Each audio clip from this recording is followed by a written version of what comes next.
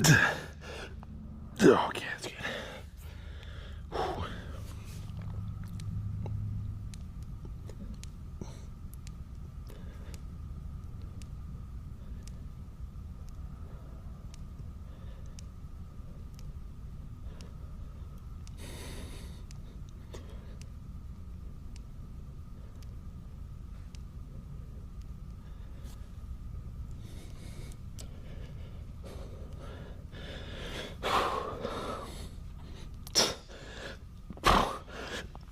Okay, that's all right.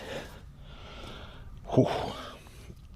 Yeah, even after just one good one, I mean, the rate of pumpage and just kind of overall fatigue is pretty quick.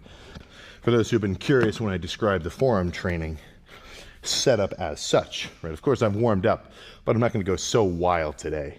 I mean, honestly, if you've got, some bigger forearms and like you've got some strength to you, I could see even doing this with like 100, like for like a heavier set. But I don't think there's any, like anything, there's no point going extra heavy on something you haven't done for a while. It's a recipe for disaster, right? You got to ease into it. It's progressive overload, not instant overload, if you know what I'm saying. But bench, seated longwise, dumbbell as such, I would usually say pick your smaller forearm first, hit failure there, and then switch to the bigger one.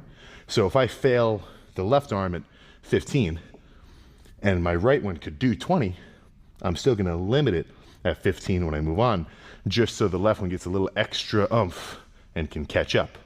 But it won't overdo it and then overshoot. And then now eventually you got to work through your right forearm extra, right? So if you've got some kind of imbalance, your left lat's a little wider than your right, or, something along those lines, I'd say don't freak, implement some single-sided stuff. Start with the small side first, match it to the big side, and it should all just fill in.